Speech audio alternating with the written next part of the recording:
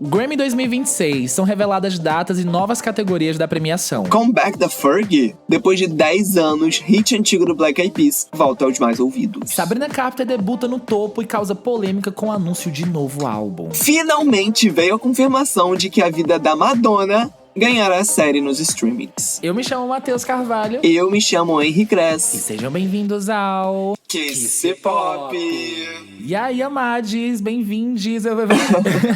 Como que vocês estão? Sejam bem-vindos a mais uma semana cheia de notícias da cultura pop. Como que vocês estão, senhoras? Estão animadas? Eu tô bem, já te respondendo aqui. Tô animado. Essa semana é aquela semana que a gente falou, nossa, amigo, nem tem muita coisa pra gente falar, né? Ai, mas tem aquilo também. Ah, tem aquilo outro. E agora a gente tem uma pauta aqui grande, cheia de assuntos. E pra você que chegou de paraquedas, seja bem-vindo ao Kiss Pop, que é o nosso podcast semanal, em que toda terça-feira nós te contamos as atualizações do mundinho pop da última semana. Desde a outra terça-feira até essa terça-feira. É isso aí. Muito sobre divas pop, música pop. Então vamos lá começar, né, com ela. Ela que causa polêmica, né? Assim, muitos dizem que pra atualidade a polêmica dela é muito, mas se fosse o que ela tá fazendo hoje há anos atrás, não seria tão polêmico assim, não seria tão chocante assim. Estamos falando da nova loirinha mais querida do momento, né? Sabrina Carpenter, que debutou Man Child em primeiro lugar na Billboard Hot 100. Debutou Man Child, né? A gente já havia falado na semana passada, em primeiro no Top 50 global do Spotify. E a mulher é o momento. Tudo que ela toca se torna hit. Ela conquistou aí nos últimos 2 anos. Eu acho que teve uma das maiores reviravoltas assim, de carreira da indústria musical. E ela anunciou, pra surpresa de muitos, um novo álbum, né, amigo? Sim. Veio aí o anúncio de um post no Instagram com aquela capa que já virou polêmica assim que foi postado, né? O anúncio de Man's Best Friend, ou seja, o melhor amigo do homem, que é o nome desse álbum da Sabrina Carpenter, que vai ser lançado no dia 29 de agosto. Ela numa pose assim bem submissa, ajoelhada ali com um homem segurando o cabelo dela, e a contracapa é simplesmente uma coleira, né? Uma coleira de um cachorro. Então, escrito exatamente Man's Best Friend, porque esse termo de melhor amigo do homem é muitas vezes associado, ou sempre, né? Associado ao cachorro. Então, ela tá fazendo essa brincadeira aí das mulheres não serem valorizadas e tal, mas já gerou muita polêmica com essa capa, né? Muita gente falando que ela tá sendo submissa ao homem, nessa era contra-feminista, e outras pessoas defendendo, que eu acho que é mais a minha opinião, que ela tá justamente ironizando isso, né? Fazendo uma sátira ali, com todo esse termo. Existe essa. É muito ambíguo, eu acho, que a gente pode entender a forma com que ela se colocou nessa capa. Eu entendi o trocadilho, assim, muito rapidamente. Assim que eu vi essa capa e vi o nome A Melhor Amigo do Homem, eu pensei, nossa, ela tá na posição de cachorro, justamente pra fazer o trocadilho com o nome do álbum. E eu gosto, assim, dos detalhes, sabe? Tipo, óbvio, não é algo assim, nossa, uau, super trabalhado, essa foto e tal. Mas, por exemplo, no dedo dela tem ela tá com um anel, né? SC, Sabrina Carpenter. E agora tá na moda as capas de álbum não tem nome, né? Não tem nome. Então, é só literalmente a foto dela, meio que agachada, meio submissa. Até o próprio Short and Sweet também, né? Não teve. Exatamente, não tem. E eu, cara, confesso que a minha opinião ficou meio dividida, pra ser sincero. Porque tanto pode ser... Ela é irônica, obviamente. Ela vai ironizar a situação. Ela vai ironizar o fato de ser ou não submissa de um cara. Mas eu acho que existe muito essa ambiguidade, sabe? Ela realmente, mesmo ironizando, tá se colocando como submissa. Então, eu não sei. Eu gosto, acho interessante, mas a minha opinião ficou muito dividida. Meio que, pela primeira vez, eu concordei com o Twitter em algumas coisas, assim, sabe? Tanto que ela foi muito comparada. A galera dizendo assim, quem tá reclamando da Sabrina Carpenter hoje não sobreviveria a um dia da era erótica da Madonna lá nos anos 90. Eu já não concordo com nada disso, porque não tem nada a ver uma coisa com a outra. O conceito que Madonna usou na era erótica era muito diferente. Era algo que ela se colocava como mulher acima dos desejos de qualquer outra pessoa. Eram os desejos dela como mulher acima de qualquer outra coisa. Ela não se colocava como submissa. Foi uma época em que Madonna expôs os seus desejos sexuais pro mundo, o que era algo nunca feito antes na história por uma mulher. Foi algo assim que realmente quase acabou com a carreira dela, porque ela ficou super mal falada, enfim. São coisas completamente diferentes. Aqui, no máximo, o que a Sabrina Carpenter tá fazendo é uma ironia dela contando histórias sobre caras, ex-relacionamentos, e é isso. É legal. Man-Child, por exemplo, se seguir na linha de Man-Child, eu acho que eu vou gostar mais ainda do que eu gostei do Short and Sweet, porque eu gosto da sonoridade. Eu acho que eu já falei antes pra vocês, eu gosto de músicas que usam instrumentos de verdade, tipo, aquela coisa mais clássica. Man-Child, por exemplo, tem uma vibe country com instrumentos muito massa, a sonoridade é muito boa. Os vocais não é aquela coisa perfeitinha que a gente costuma ver da indústria musical nos últimos anos. Tem aquela coisa mais trash, assim, no final, com várias camadas, assim. Eu gosto. Se seguir na linha de Man-Child, eu vou gostar muito do álbum. Mas... eu vi um insider falando que Man-Child é a única que é mais country, assim, nessa pegada, mas de repente as outras têm também mais instrumentais, assim, caprichados, né? E, gente, realmente ela veio pra causar, assim, né? A Sabrina Carpenter, ela tá nessa pegada. Eu vi muita gente reclamando que, além da capa em si, ela só continua falando de macho. Eu acho que até ela deu uma resposta pra isso, que é... Eu falo sobre muitas coisas, mas... O que mais é consumido, o que mais faz sucesso, são músicas sobre machos. Isso diz mais respeito a vocês do que a mim. Isso é verdade. Sabe? Então, ela tá também seguindo essa tendência da indústria, né? Ela não é boba, ela vê o que faz sucesso, até nela mesmo, né? Nela é o que ela produz, é o que ela compõe, o que ela canta, e continua investindo nisso, né? E muita gente também estranhou o fato de vir muito já perto do Short and Sweet, né? Ela lançou o Deluxe há meses. Ela lançou o Short and Sweet tem menos de um ano. Mas também é aquilo, né? Ela tá aproveitando o auge dela, é o momento dela. Ela, pela primeira vez, depois de 11 anos, debutou uma música no topo da Billboard Hot 100. Estreou já em primeiro lugar, né? Man-Child. Então, errada ela não tá, sabe? Pensando na carreira. Ela tá fazendo o que, por exemplo, Rihanna fazia anos atrás dos seus tempos de ouro. Lançando álbum atrás de álbum, atrás de álbum. Ano seguido de ano. Então, vamos ver aí. Man-Child estreia dia 29 de agosto, que, inclusive, é o último dia de estreia de álbuns que podem concorrer ao Grammy desse ano. E vamos falar do Grammy desse ano no final do podcast. Vai ser o nosso último assunto para encerrar. Temos muito a falar de Grammy. Exatamente. Olha, então assim, dia 29 de agosto vamos ter aí o gosto completo do que vai ser Man's Best Friend. E eu tô ansioso pra essa nova era da Sabrina, que nem você falou, amigo. Eu acho que ela tá realmente trabalhando da forma melhor possível pra aproveitar o seu hype. E... mas ela já disse pra gente que não vai ser bem uma regra, né? Ela não vai lançar. Não esperem todo ano um álbum, não esperem um álbum a menos de um ano de um do outro de diferença. Então, vamos aproveitar. Eu tenho certeza que vai ser sucesso. E já tem um remix confirmado, né? Quem? O remix de Cachorrinhas com a Luísa Sonza. Eu acho que cabe muito bem. Eu acho que ela poderia até fazer uma montagem da Luísa Sonza também agachada nessa mesma posição, uma em cima da outra, assim. Eu acho que casaria muito bem. Perfeito. Sabrina, Que ódio. A equipe da Sabrina que tá ouvindo esse podcast já providenciei isso o mais rápido possível. Pra ontem. E agora, já aproveitou que a gente já falou de Sabrina Carpenter, que é a lourinha do momento, vamos falar da nossa rainha, que é a nossa loirinha, assim, de há 40 anos. A nossa loirinha dos últimos 45 anos. De sempre. A dona de tudo. Já que a gente fez comparação, né, das comparações que surgem agora entre Sabrina Carpenter e Madonna, vamos falar da Madonna, que ontem, gente... Primeiro que a gente já sabe que Madonna já vem trabalhando aí na cinebiografia dela, né? Há um tempo. E que inicialmente iria ser realmente uma cinebiografia. Ela estava querendo levar para os cinemas. Só que ela meio que pensou, ela falou abertamente com a gente no ano passado, que ela pensou que a vida dela é grande demais para caber tudo em um filme, né? Então ela pensou em fazer uma série, estava atrás de investimentos aí de milhões e milhões de dólares. Ela falou já que, inclusive, vários streamings, estúdios acharam loucura da cabeça dela, um grande investimento para o projeto e tudo, mas que ela não ia desistir, que ela ia continuar atrás.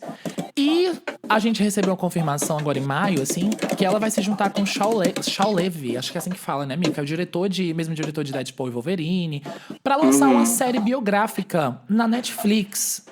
E ontem tivemos aí meio que uma confirmação dele, que ele contou pra gente que sim, tá trabalhando nisso com ela, que eles dois já estão em processo, assim, de criação, que vai acontecer, mas, assim, não tá nada... Tá longe de ser começado a produção, no sentido de filmagens e tudo, mas que agora a gente sabe realmente, assim, pela primeira vez, algum dos envolvidos falou abertamente que realmente vai acontecer uma série biográfica sobre Madonna. Eu fiquei chocado.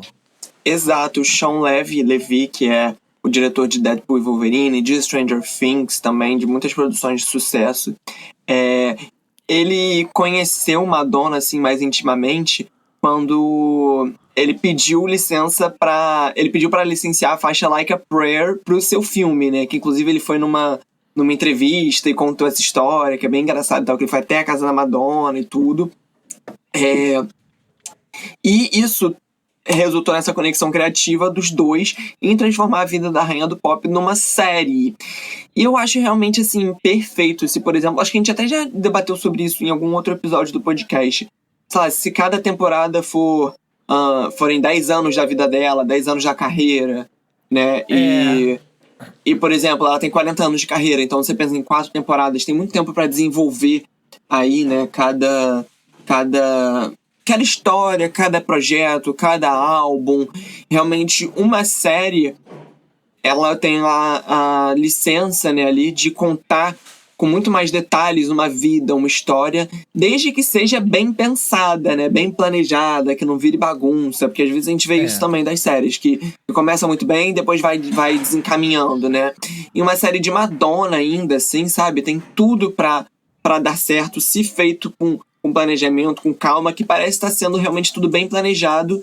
E ela quer estar ali dentro, né? Pra contar a história com autenticidade, com profundidade. O que eu gosto dessa situação é que é ela contando a própria história dela, da forma que ela quer. E ela já falou... a Madonna sempre disse isso. Eu não quero, nem depois da minha morte, que ninguém conte a minha história. Eu mesmo tenho que fazer isso. Então ela vem criando essa narrativa dela mesma contar a própria história desde 2019, 20. Ela já vem trabalhando nessa biografia, nessa cinebiografia, que agora vai ser uma série, desde 2020. Aí já mudou de direção, já mudou de roteirista. Ela pausou pra fazer a Celebration Tour, voltou agora novamente. Então, assim, é algo que tá sendo pensado muito milimetricamente. Eu não acho que venha aí... ano que vem. Eu acho que é parada lá pra 2028, algo assim do tipo. E agora a gente teve até a confirmação, confirmação assim, entre aspas, de que quem vai fazer ela é a mesma personagem que fez a mesma atriz que fez aquela Inventando Anna. Deixa eu só pegar aqui o nome. Oh my God, o nome dela, sério? que é a Julia Garner. Parece que Nossa, ela é muito boa. Parece que quem vai interpretar a Madonna é a Julia Garner. E puta que pariu, eu vejo muito fisicamente. Parece muito. Eu acho que com toda a produção, com tudo, vai ficar icônico, sabe? Imagina só, é o papel da vida dela. Tipo assim, a pessoa interpretar a vida da maior estrela pop de todos os tempos. Imagina só o peso disso. Com certeza essa atriz vai, tipo assim, trabalhar com ela, vai ter um estudo. Tem que ter garra, assim, pra interpretar Madonna enquanto Madonna está viva e acompanhando a série e participando da produção criativa, filha. Tu tem que ter peito, tem que ser mulher. Exato.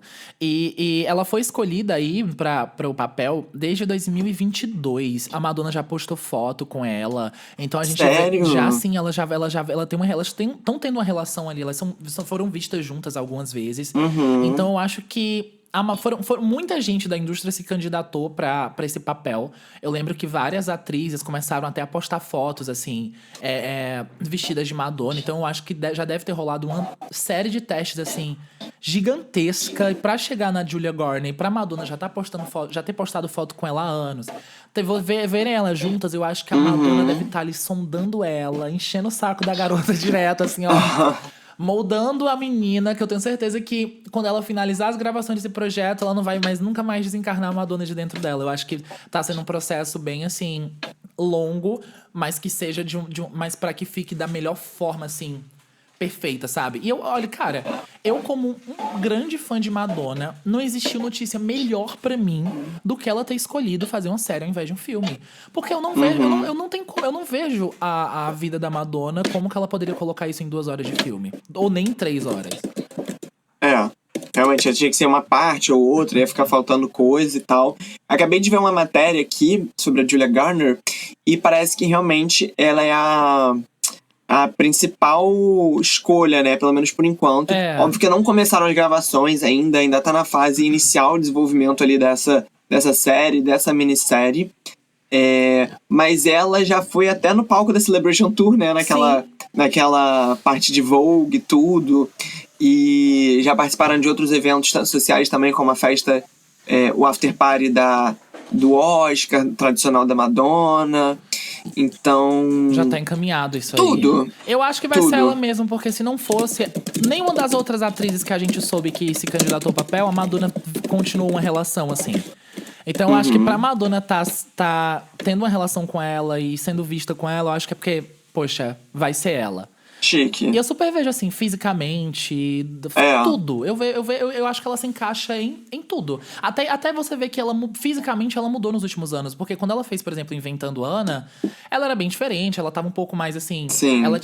Você vê que, visivelmente, ela tinha um pouco mais, assim, de peso e tal. Ela tinha um corpo diferente. Agora, ela perdeu peso. Ela tá, literalmente, assim, naquela estética Madonna nos 80 real, assim. Fisicamente falando, tudo. Então, eu acho que ela também tá se empenhando muito pra isso, de fato. Tudo. E agora vamos falar de um grupo que, gente, sério, eu achava até que eles nem estavam mais juntos. Mas sim, eles estão juntos. Black Eyed Peas continua a lançar músicas e tudo. Menos com Fergie, né? Você que é novinho, você talvez não lembre da época de ouro ali de 2009, 2010, 2008... dos hits que Black Eyed Peas trouxe ao mundo. Era Boom Boom Pool, Meet Me Halfway, aquele álbum, né, The End deles, que é The Energy Never Dies. Tem muitos hits, I Got a Feeling, claro, Rock, e agora é a vez de Rock That Body, que também já foi um hit na voz da Fergie, né? Ou pelo menos na e voz agora do robô. Na voz do robô. Agora tá voltando as músicas mais ouvidas no mundo.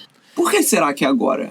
Cara, e começou a existir um rumor muito grande, porque completou 20 anos do lançamento do The Monkey Business, que foi o primeiro álbum do Black Eyed Peas. Porque, assim, pra quem não sabe, o Black Eyed Peas, ele iniciou sem a Fergie, né? Iniciou ali no final dos anos 90, sem a Fergie, só a partir do terceiro álbum do grupo de hip hop que a Fergie entrou. Que eles queriam lá, quero colocar uma voz feminina, queremos uma voz feminina pro grupo, pra algumas músicas e tal. Cogitaram a Nicole Scherzinger, que inclusive é amiga do will.i.am. will.i.am quis colocar a Nicole, só que ele acabou encaminhando a Nicole pro Pussycat Dolls.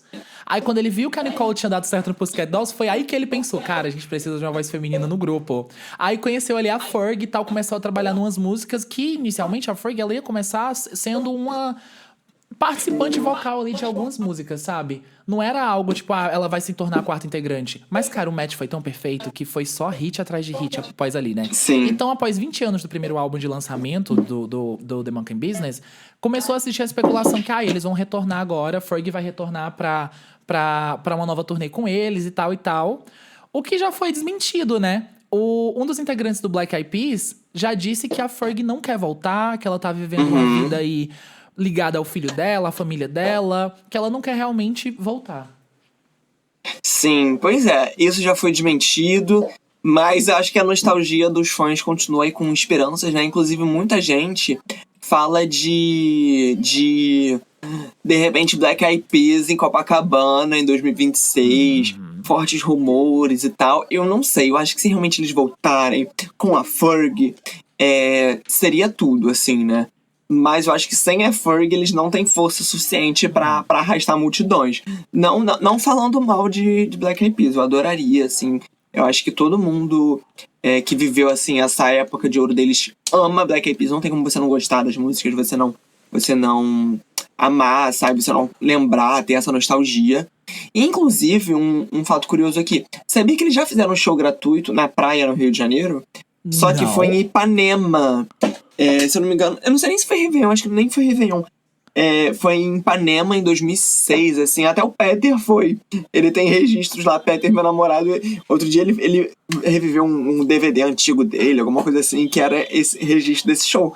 Que eles fizeram um show em Ipanema em 2006, gratuito. Gente, eu tô chocado. Que tempos bons eram esses?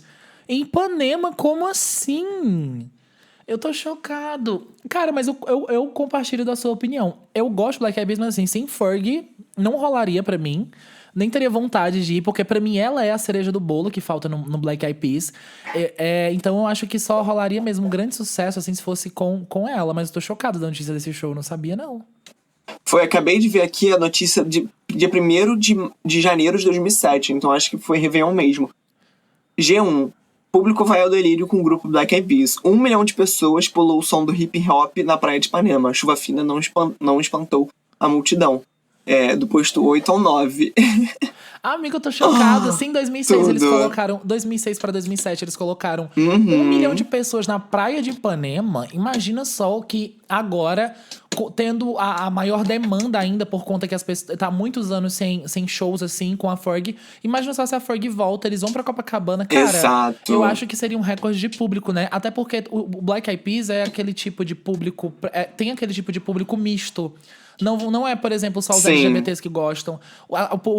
Os héteros amam Black Eyed Peas também. Então eu acho que seria um público, assim, gigantesco em Copacabana. Eu super me animaria. E agora, depois, né, desses rumores da Fergie voltar, o que já foi desmentido, as pessoas ficaram com a nostalgia, com a saudade de alguns hits do Black Eyed Peas. E Rock the Body foi o que se deu melhor, né? Rock the Body, que foi aí o último single da era The Energy Never Ends. E eu até vi um vídeo recentemente falando que Rock the Body, na época que foi lançada, foi o single de pior desempenho do álbum, você acredita? Porque como o álbum já, naquele período, já tinha vários singles lançados, o Rock the Body foi o último.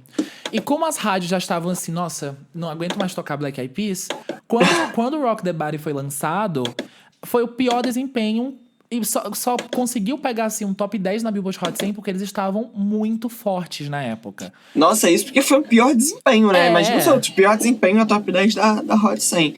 E é difícil emplacar mais um hit quando já tem muitas músicas... Tipo assim, a música já tá no ar há muito tempo, né? No álbum, mas mesmo assim, eles emplacaram. Imagina só em uma época em que, por exemplo, naquela época eles estavam indo o ano todo com I Got a Feeling... qual outra? Nossa, é tanto hit que a gente até já esquece. Agora vamos mudar de assunto aqui. Vamos lá. Falar um pouco de política, gente, porque o mundo está um caos, né? O mundo tá um caos. Boato de Terceira Guerra Mundial, míssil, é um caos realmente de coisas muito tristes acontecendo pelo mundo. E o presidente dos Estados Unidos, Donald Trump, continua com os seus discursos e criando políticas anti-imigrantes. E cada vez mais a gente vê, não só anti-imigrantes, né, mas como a gente já viu também contra pessoas trans, inclusive não aceitando o nome social de pessoas trans, como, por exemplo, a própria Erika Hilton teve o seu nome no visto, o nome masculino, né, o seu nome morto.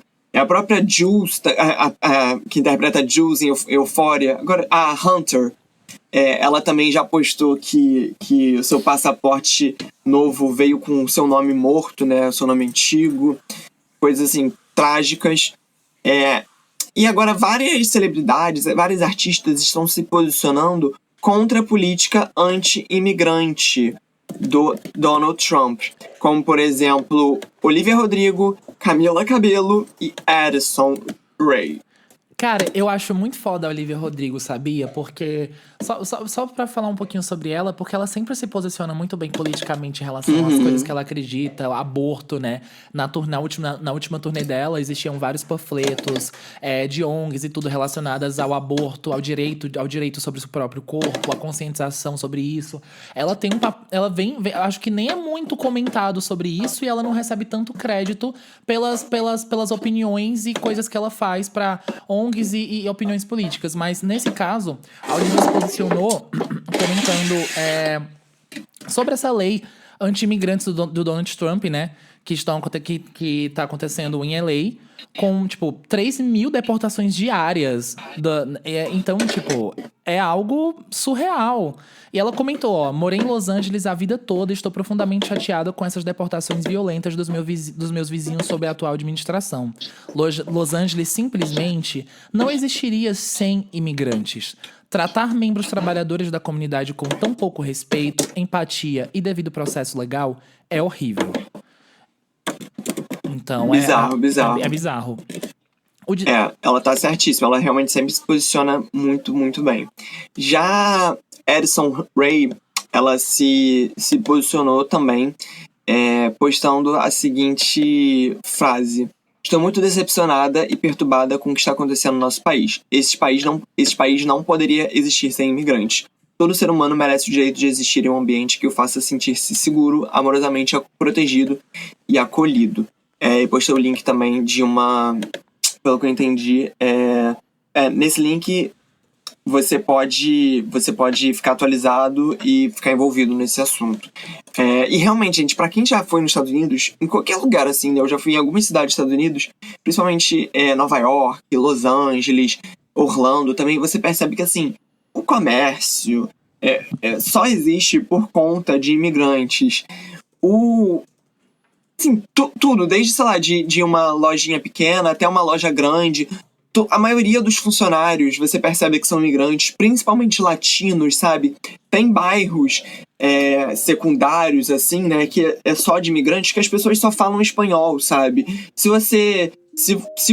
o funcionário, às vezes, de um caixa perceber que você não é de lá, ele já vai falar com você em espanhol. Então, eu acho que às vezes a gente vendo de fora, a gente não tem noção disso tudo, mas imagina, né, a pessoa tá ali trabalhando pro país. Realmente o país não existiria sem essas pessoas, e o país, o presidente, tratar elas dessa forma, né? Óbvio que algumas coisas têm que ser regularizadas e tudo verificadas, mas não existe tratar pessoas dessa forma tão violenta. E é muito importante as celebridades, os artistas se posicionarem. E outra pessoa que também é latina e se posicionou foi Camila Cabello, né?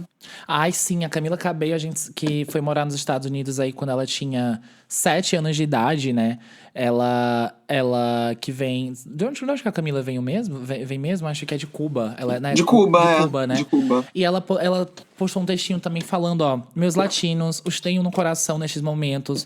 Nosso povo não é apenas números ou manchetes. Somos trabalhadores incansáveis. Construímos o futuro e a alegria. Somos sonhos e sacrifícios que cruzam fronteiras. Gente boa com coração gigante no peito. Meu povo, envio a vocês amor, força e toda a minha solidariedade. Vocês não estão sozinhos. O discurso da Camila Cabello me faz lembrar também, assim como o que a Olivia Rodrigo fez, que realmente muitas coisas... A Hollywood se tornaria uma cidade fantasma se não existissem imigrantes, né? Porque a maioria da classe artística também é de fora. Eu lembro de um discurso que a Meryl Streep fez no Globo de Ouro lá em 2017, quando iniciou essas leis contra imigrantes do Donald Trump, na primeira vez que ele foi presidente, que ela citou vários exemplos de artistas de Hollywood que, se não pudessem estar nos Estados Unidos, simplesmente não, Hollywood seria realmente uma cidade fantasma, porque acho que 90%,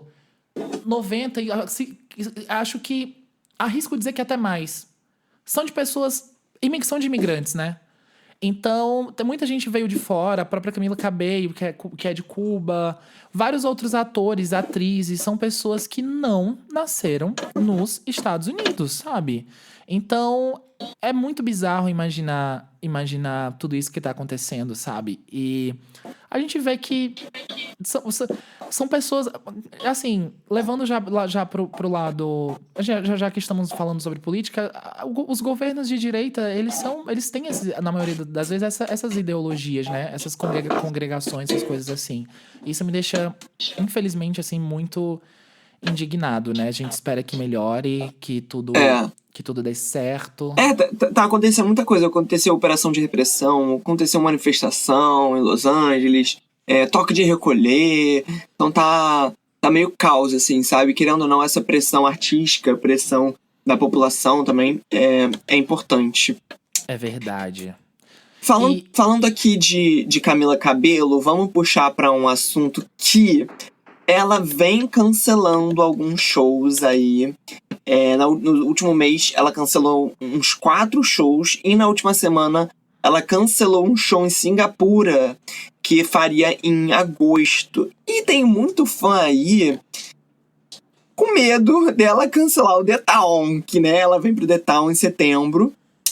E além dela, vem uma outra artista também que tem o risco de cancelar, talvez. Jessie J. Esperamos que não. Esperamos que não. Jessie J tá passando agora por um problema na saúde dela, né? Ela tá com câncer de mama. E ela falou agora no último fim de semana, quando ela fez um show lá em... Deixa eu só... No Summertime Ball. Lá que é organizado pela Capital FM. Sabe vários artistas já tocaram nesse festival, assim, né? Sabrina Carpenter e vários outros grandes artistas.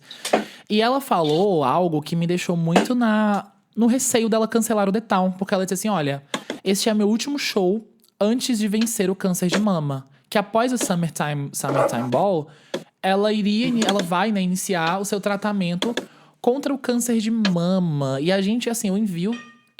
Todos nós estamos enviando boas energias, as melhores possíveis, para que ela consiga se tratar, que ela consiga ficar bem, que ela consiga ficar de pé. Ela é uma mulher muito forte, já passou por muita coisa.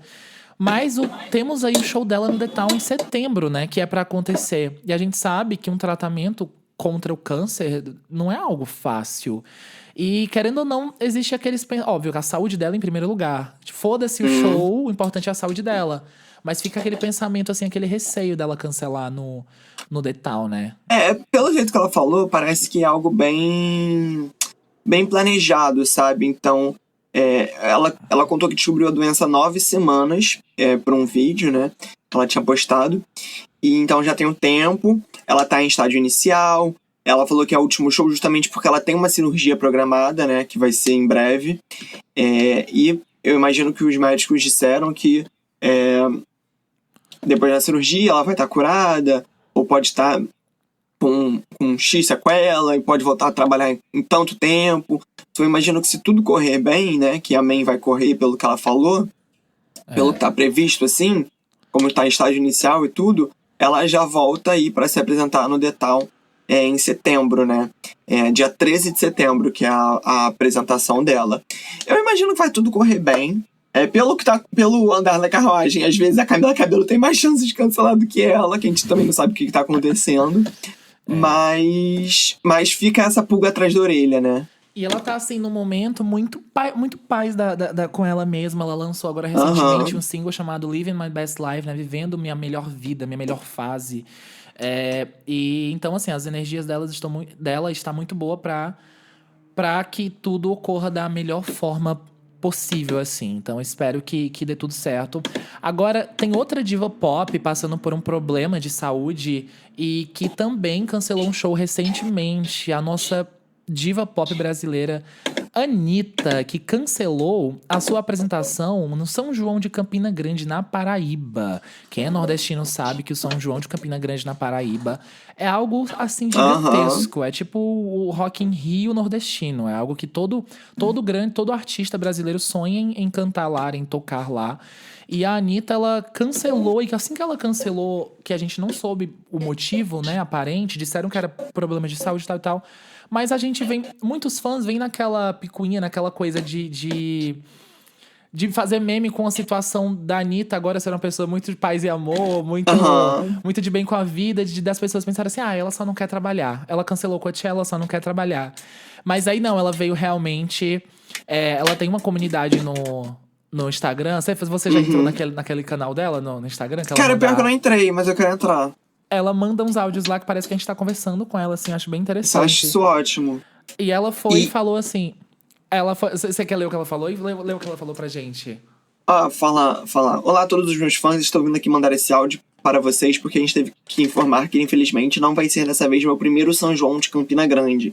Nem preciso dizer para vocês que estou triste. Eu tô com uma infecção bacteriana severa, bem complicada, que já estava há alguns dias, mas eu tinha certeza absoluta que até hoje eu estaria bem. Estou recebendo tratamento, estou recebendo antibióticos na veia. Está tudo sob controle, mas o tratamento é lento. Mas eu sei que vai ficar tudo bem, que eu tenho a torcida de vocês. É isso aí. Então a gente vê aí que ela tá doente, né? Realmente ela... Esse é o primeiro São João de Campina Grande dela, que é esse grande evento, né? Mas não vai rolar.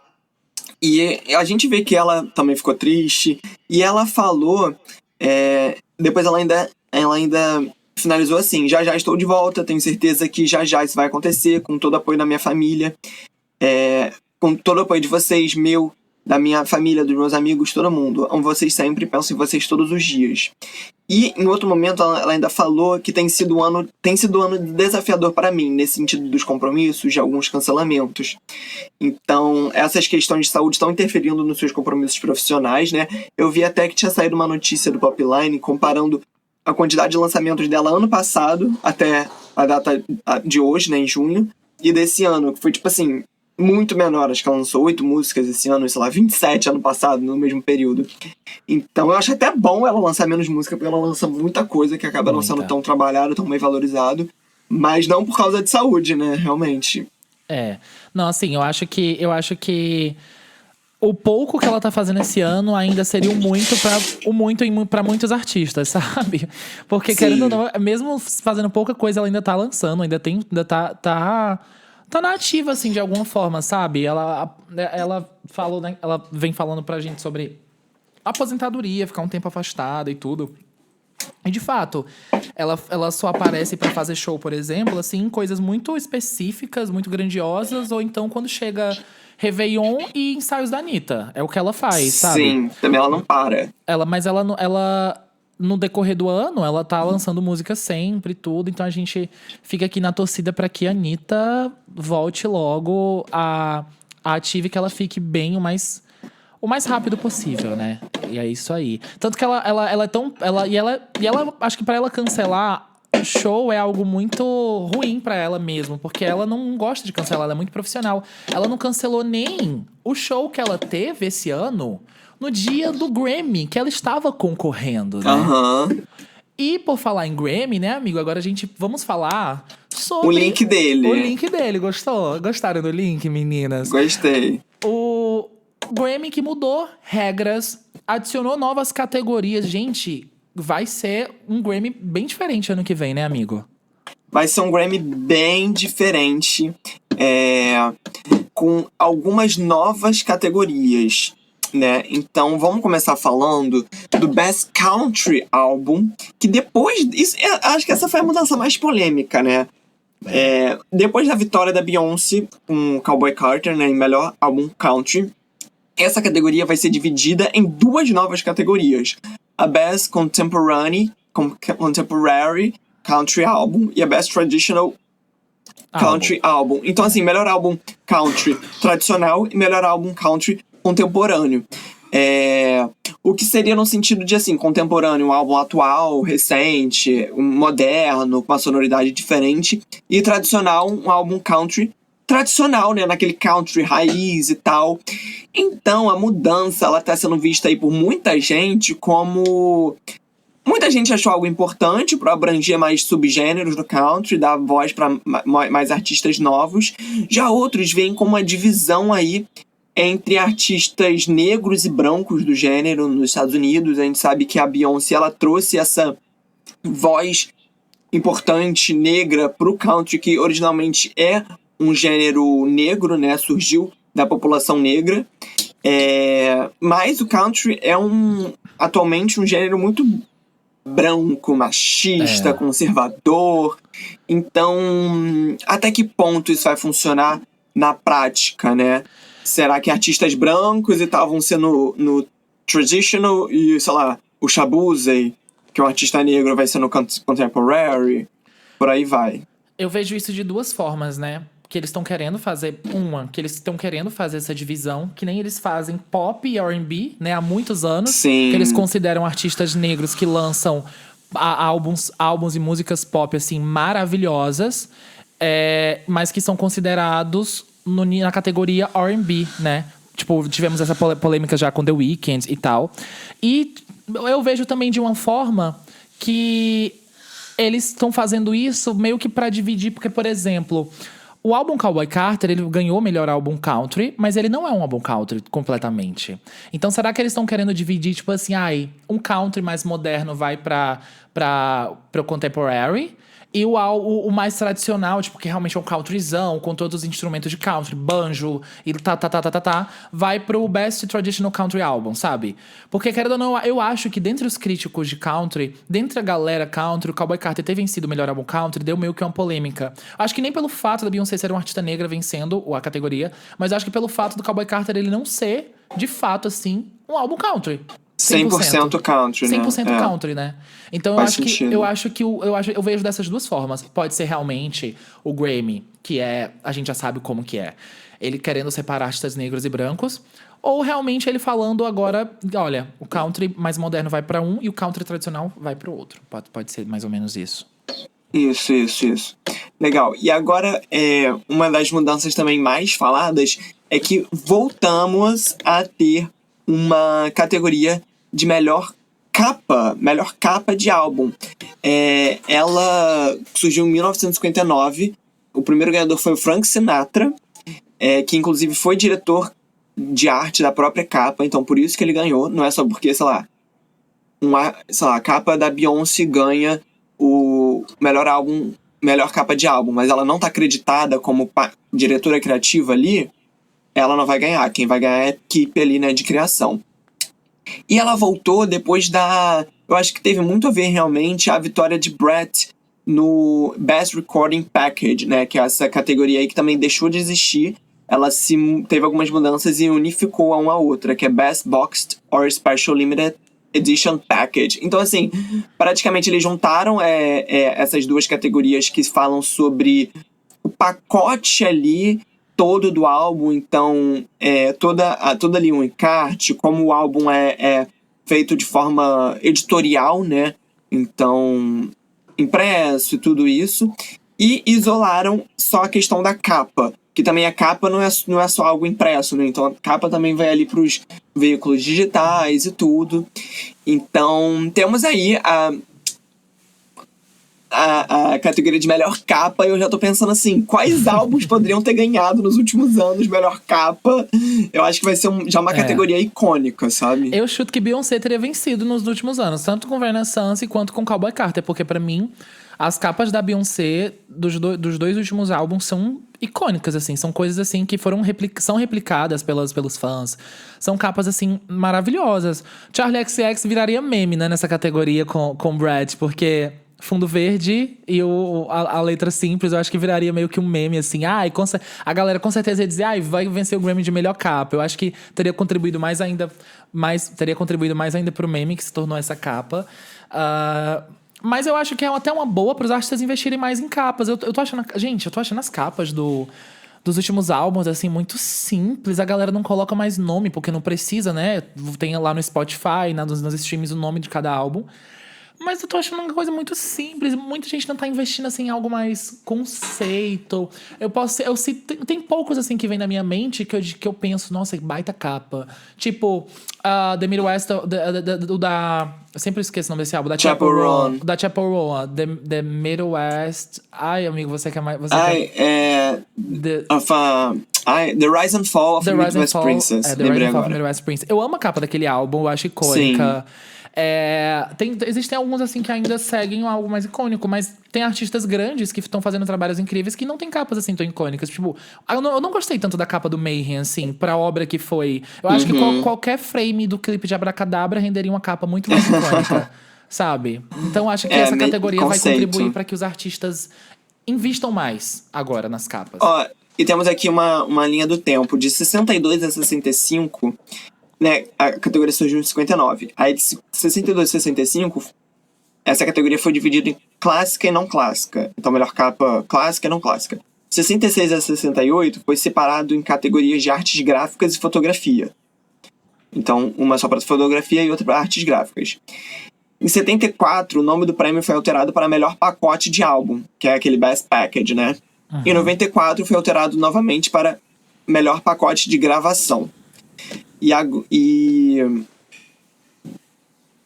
é basicamente isso. É um prêmio do diretor de arte para álbuns ou singles. Então também servia para capa de single, no caso, né? Essa regra. Essa antiga categoria, que atual não, que atual é só para álbuns. Esta categoria reconhece excelência na área de arte e embalagem para álbuns ou singles, com produtos físicos em qualquer configuração, de qualquer gênero musical, lançados no período de elegibilidade e tudo. Então é bom que também está se reatualizando, né? As categorias vão se atualizando, vão mudando. Que a gente vê agora com a volta dos streams, eles estão considerando de novo não só a embalagem, mas a capa isolada. Eu acho isso ótimo. E tivemos outras mudanças aí em algumas categorias, como na de arte da revelação, né? Que é nessa categoria de arte da revelação, antes, se um artista novo já foi indicado em álbum do ano, mas não pelo seu próprio álbum, mas por ter, por exemplo, feito um feat, ou ter trabalhado na produção de um álbum que foi indicado a álbum do ano, antes esse artista, mesmo sendo novo, só por ter tido uma participaçãozinha ali no álbum, naquele álbum de um artista que foi indicado ao álbum do ano, ele já não poderia mais concorrer à arte da revelação. Agora não. Se o artista novo contribuiu em até 20% de um álbum que foi indicado a álbum do ano, tipo, por exemplo, supondo que Miley Cyrus fosse uma artista nova, mas ela fez Two Most Wanted com a Beyoncé. Antes ela não poderia concorrer à arte da revelação em algum outro ano. Mas agora ela poderia, porque a participação dela seria, tipo, em apenas uma música e como um feat. Então, seria menos de 20% da obra completa do álbum. Então, teve essa mudança aí, que eu achei até uma mudança meio que interessante. Porque eu não consigo lembrar de um artista que foi barrado da categoria de artista revelação, porque participou de um álbum que foi indicado álbum do ano. Eu não consigo lembrar de algo. Eu acho que deve ter algum caso, sabia? Por exemplo, teve o Shabuzi esse ano, que já tinha participado do Cowboy Carter, mas ao mesmo tempo ele foi indicado já em Artista da Revelação nesse ano, né? Eu acho que, por exemplo, se ele tivesse se destacado um ano depois, e já tivesse sido indicado álbum do ano pela Beyoncé, eu até ganhado, né, como ganhou também, ele não poderia, né, no ano seguinte. São coisas bem específicas, assim, que vão mudando, né, de Artista Revelação. É muita coisa. E essas são muitas coisas complexas no Grammy, né? Tipo, existia antigamente, muita gente fala sobre a falta de reconhecimento de compositores e letristas, né? Em algumas categorias, que tem categoria que o álbum vence, mas só quem leva é o intérprete, né? Que é o cantor, e a galera da produção sonora. Produção do áudio, mas os letristas, compositores não levam. Agora tem outras categorias que já a galera da engenharia de som não leva, mas só o compositor leva. Agora não, parece que houveram algumas mudanças aí para compositores e letristas, né? Nas categorias clássicas, que agora, antes eles não... Mesmo que músicas que eles tivessem trabalhado em algumas categorias, eles não... Caso vencesse, eles não levariam. Agora não. Agora eles estão mais inclusos, assim, em mais categorias que se caso cheguem a vencer, eles vão levar também o Grammy, sabe? Eu acho isso bem legal, porque, cara, é tanta gente trabalhando por trás no mundo da música, muito mais gente trabalhando por trás no mundo da música do que nas frentes das câmeras. Para um rosto funcionar, uma artista nova, tipo Edson Ray, ou para uma grande artista como Beyoncé funcionar, cara, é uma porrada de gente trabalhando por trás ali que a gente nem imagina, assim, sabe? Eu acho que é muito mais amplo do que a gente até a gente que fala de cultura pop e trabalha com isso imagina, sabe? Eu acho que é isso. Total. E ó, gente, anota aí a data de 7 de novembro de 2025, que vai ser quando vão ser reveladas as indicações. Então a gente vai saber quem vai estar indicado ali pro Grammy de 2026, que vai acontecer dia 1º de fevereiro de 2026. Eu acho que Lady Gaga tem muita chance de ganhar álbum do ano, hein? Vamos lá. Cara, sim. Acho que os principais nomes eles são Lady Gaga e Kendrick Lamar, com seu álbum GNX. Ele que levou muita coisa no Grammy desse ano, né? Só que ainda não tinha lançado o álbum em si. Mas ganhou Song of the Year, Record of the Year. Só que esse ano é Mayhem, hein? Eu espero, cara. Meu lado parcial aqui. Não, mas eu espero também. Só me assusta um pouco porque eu percebo que nos últimos anos o Grammy ele vem dando álbum do ano pra álbuns que tem menos colaboradores. Não que o Mayhem tenha muito... Não, se você for pegar um nível de comparação... Mas Cowboy Carter mudou um pouco disso, mas normalmente é mesmo. Pronto. Eu acho que o único que mudou o lance todo foi Cowboy Carter, que foi fora da curva. Mas antes disso, eram álbuns, assim, com pouquíssimos colaboradores. Tipo, quando há uns anos atrás, foi 2019, que a Billie venceu o álbum do ano. Só era ela e Finneas na produção. Só. Porta pra um ano depois foi o Harris House, eu acho. Foi em 2021, Harris House. Foi 2022, que foi o álbum do Harry Styles. Eram pouquíssimos colaboradores também. Eu vejo que eles estão muito nessa pegada, sabe? Então, não que o Mayhem tenha milhares de colaboradores, mas tem bastante. Então, eu acho que eu só receio isso, mas toda a minha torcida, desde já, sem dúvida alguma, vai ser pro Mayhem. A não ser que tenha algo assim muito fora da curva até o final do ano, que eu mude de opinião. Como eu falei, né, tem o álbum da Sabrina Carpenter que vai ser lançado um dia antes do período de elegibilidade, né? O período de elegibilidade para concorrer ao Grammy até dia 30 de agosto. E Sabrina Carpenter vai lançar o álbum dia 29 de agosto. Algo parecido com Die With A Smile, que ano passado foi lançado, tipo assim, uma semana, sei lá, antes do período de elegibilidade terminar. Então vamos ver. Cara, nossa. E agora sim, minha aposta pra artista revelação, você já sabe, né? Addison Rae. É verdade, né? Ela vai concorrer. Eu acho que a Addison tanto vai ser indicada, tanto que ano passado eles não colocaram ela pra... Eu acho que ela entrou ainda no período de elegibilidade com Diet Pepsi, não entrou? E eles resolveram não colocar, ou eu tô confundindo. Não, eu acho que eu tô confundindo. Eu tô confundindo a história dela com a com a Dove Cameron, que foi com Boyfriend. Mas enfim, eu acho que a Addison esse ano vai, pelo menos indicada, ela vai ser. Bom. Sim, total. E o álbum dela tá da forma que o Grammy gosta. Três colaboradores no álbum inteiro. Ela... não, minto. Tem 2 músicas que tem outra mulher. Tem uma quarta mulher. Então, tipo assim, são 4 pessoas produzindo o álbum inteiro e 4 mulheres. Então, assim, eu acho que o Grammy, ele ama essas coisas assim, quem faz muito com pouco e tal. Então, eu acho que a minha aposta já pra indicada e possível ganhadora vai ser a Addison Rae. Até porque eu não vejo outra artista revelação, assim, que esteja em alta. Tipo assim, alguém que surgiu agora, ainda esse ano, que tá fazendo tanto barulho, assim. Ao contrário do ano passado, que teve muita coisa. E vamos ter álbum da Lorde agora, que vai vir aí, vai vir bem em breve Virgin. também. E a Lorde é a queridinha do Grammy, assim, né? Também vamos... Enfim, vai ser... Vamos ver. Tanta coisa como no ano passado, como esse ano... Eu acho que vai Será ser muito icônico. bom. Será icônico. Amamos. É isso aí. Gente, falando um pouco aqui das paradas musicais, acho que o principal tchan dessa semana foi Man Child, realmente em primeiro lugar. Tivemos também Type Dangerous debutando em 95. Quase não entrando, mas Mariah Carey entrou aí, teve a sua 50ª, ou seja, a sua 50 entrada número 50 na Hot 100. Bizarro pensar que dessas 50 entradas, 19 atingiram o topo, né? Primeiro lugar. É bizarro. Então, assim, isso. ela é veterana, mas é poderosa.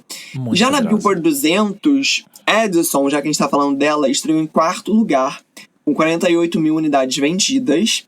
E The Carter 6, que é o álbum do Lil Wayne, estreou em 2º lugar, com 108 mil unidades vendidas. Cara, muito foda, porque a gente sabe que a Addison Rae não pegou nenhum número 1 de charts, nem algo muito hypado nos números, e conseguiu um 4º lugar no Billboard 200. 4º lugar, tá bom. Foi uma ótima estreia. A gente já São até poucos números, tipo assim, não é tantas vendas, eu acho que é mais pela semana, que não tá muito cheia de lançamentos e tal, mas também, assim, mérito dela, arrasou. É que a gente sabe, né, que a gente comentou já semana passada, inclusive. É muito louco essas coisas da Billboard Hot 100, porque tem música que pega poucos números, vai pra número 1, mas tem semana que tá concorrida, que a música pega uma porrada de milhões e milhões de vendas e tal, mas não chega nem perto do número 1. É muito do que tá bombando no momento. Muito louco isso. Então, já que estamos chegando aqui na reta final do nosso podcast, temos dicas, senhoras, hoje? Temos dicas. Temos Quer que dicas. comece ou quer começar? Eu posso começar. Tá bom. Gente, essa semana eu fui convidado pra ir num pocket show aqui em São Paulo de um cantor chamado David. Que eu acho que as senhoras já devem ter ouvido a música Here With Me dele no TikTok, que viralizou bastante. E eu fui assim, só conhecendo essa música e mal, pra ser sincero. E quando eu cheguei lá, eu fiquei encantado com o cara. Ele é um jovem americano que já tem milhões de ouvintes aí no Spotify, mas ele não é tão conhecido assim. E ele fez um pocket show aqui em São Paulo para um lançamento do novo álbum dele, que, gente, tá incrível, tá incrível. Eu vou só conferir aqui o nome do novo álbum dele, mas assim, David, o nome dele escreve diferente, tá? É David, é D4VD. É assim que se escreve o nome dele. É diferente. E ele lançou agora recentemente um novo álbum dele chamado Withered, que está já disponível no Spotify, que, olha, tem muita música boa, a voz dele é icônica. Então, assim, tô indicando aqui um novo artista pra vocês, vão lá ouvir o David D4VD. Tudo. E a minha dica é também de um artista brasileiro, só que mais antigo. Essa semana passada eu fui nas... Desculpa, ele não é brasileiro? Só cortando, senhora. Ele não é brasileiro, David é americano. Ai, meu Deus. Ai, chocado. Ele é um cantor internacional. Brasileiro. Não, ele é americano. É que o David, né? Nossa, realmente. E o pior que eu tinha visto o pessoal postando dele, pra mim ele era brasileiro. Chocado. Desculpa ter cortado a senhora. Azar. Não, pode cortar. Informações incorretas aqui não, senhora. Semana passada eu fui na exposição do Cazuza, que começou no Shopping Leblon. Cara, muito legal a exposição, assim. Então, a minha dica é pra exposição em si, mas pra quem não é do Rio também, ouvir Cazuza, porque eu ressurgi, assim, ouvir Cazuza. Hoje, inclusive, tava no ônibus mais cedo só ouvindo Cazuza. Ele tem muitas músicas lindas. Até, por exemplo, músicas que eu nem sabia que eram deles, como, por exemplo, Brasil, mostra sua cara. O tema do Vale Tudo. A música é dele, é escrita por ele, tem versão gravada por ele, mas a versão mais famosa, né, da novela é da Gal Costa. Músicas também do Ney Matogrosso, que eu também já falei do filme dele aqui, né? Músicas que estão no filme, eles se conheceram, eles namoraram, então tem também disso na exposição. Tem a vida adulta dele, tem mais jovem, tem, por exemplo, Roupa de Criança dele, onde ele estudou, que eu conheço gente também que estudou na mesma escola que ele, tem todos os lugares que ele morou aqui no Rio. Eu acho que a exposição começou no Rio, já que ele era daqui, tem muito envolvimento com o Rio, tem muita história com o Rio, mas acho que tem tudo pra ir pra São Paulo também em breve, assim como a exposição, por exemplo, de Friends começou em São Paulo e tá aqui agora. Infelizmente, pra quem não é do Rio, São Paulo é difícil, porque essas coisas não vão muito pra outros estados, né? Mas quem tiver pelo Rio vai passar em São Paulo também. Não sei, ainda não tem data assim pra ir pra São Paulo, mas no Rio vai ficar até agosto. Vale muito a pena visitar. Eu ia falar que você postou um conteúdo sobre isso, que ficou tá bem legal. Tipo, vou lá nas redes sociais do Henry pra assistir isso. Um pouco, né, pra quem é de longe, assim, não tem a possibilidade de ir. Você fez um conteúdo bem bacana mostrando assim. Eu achei bem legal. E você falou de músicas dele, do Ney Matogrosso. Eu até teve um tempo que eu fiz um vídeo sobre a música Poema do Ney Matogrosso, que foi escrita pelo Cazuza. Mas não de uma forma assim, Cazuza escreveu a música e deu pro Ney Matogrosso. Não, foi... Depois de muitos anos já o Cazuza já tinha falecido, a mãe dele encontrou um poema que ele havia escrevido pra avó dele. Pra avó dele. E disse assim, enviou pro Frejá musicar, né, criar a melodia ali em cima do poema. E ela disse, a única pessoa que pode cantar isso aqui é Ney Matogrosso. Caraca, não sabia que tinha sido dessa forma. E só se tornou um hit na voz do Ney Matogrosso, né? Nossa! Tipo, vários hits dele. E na voz dele é, assim, algo fenomenal. E é bizarro porque se não existisse a mãe do Cazuza, essa exposição não aconteceria. Porque tudo ali, sei lá, 70% é tudo guardado pela mãe do Cazuza. Então ela sei lá, o Cazuza tava escrevendo ideologia. E aí foi um primeiro manuscrito, assim, jogou no lixo. E aí ela ia, assim, no quarto dele, pegava e guardava, sabe? Então tem vários manuscritos, assim, originais de músicas dele. Tem, por exemplo, de poema também, numa sala do Ney, relacionada ao Ney, assim. Muito lindo, muito lindo. E pensar que, assim, ele bombou mesmo, assim, estourou pro Brasil em 85, no primeiro Rock in Rio, que ele ainda tava na banda, né, Barão Vermelho. Em 90 ele já morreu. Então, tipo assim, foram 5 anos... Não sei, pra quem é da geração atual, pensa que, sei lá, ele era um cantor de muito sucesso por muitos anos. Não, assim, ele meio que explodiu e já foi desfalecendo ali, sabe? É porque a sensação que eu tenho é que 5 anos antigamente era muito tempo. É. Naquele período. Hoje em dia. Hoje em dia, antes, né, se a gente vê a diferença de uma era dos artistas pra outra, era tipo 3 anos pra lançar um álbum. E ele ficava durante 3 anos fazendo sucesso com o mesmo álbum. Hoje em dia, meu amor, a cada 6 meses tudo já morre. Então, tipo assim, tô chocado também, porque eu não sabia que isso era ele só teve, tipo assim, 5 anos de sucesso. Na minha cabeça, juro pra você, na minha cabeça ele era um artista que Cazuza surgiu, sei lá, nos anos 70, fez 10 anos de sucesso, 15 anos de sucesso antes, né, de adoecer. Tô chocado, amigo, tô chocado. Não, foi bizarro mesmo, bizarro. Mas, nossa, muito boa dica. Espero que venha pra São Paulo. Ficam as indicações. É isso. A gente agradece muito a vocês que ouviram o nosso podcast até aqui. Segue o @kcpop.pod. Tem cortes lá toda semana bem legais. Compartilha pro colega. Meu amigo é muito fã de diva pop, de cultura pop. Envia pra ele o nosso podcast, né? Isso aí. E também já deixa uma avaliação aqui, um comentário. O que você achou desse episódio? Se você concorda com a gente ou se você discorda, o que você discorda? O que você espera do Grammy? Ou melhor, qual álbum merecia um Grammy de melhor capa? Comenta aí. Antigo, novo? Brett, e por quê? E é isso. A gente espera muito que vocês tenham gostado. Mas também, se não gostou, KC Pop!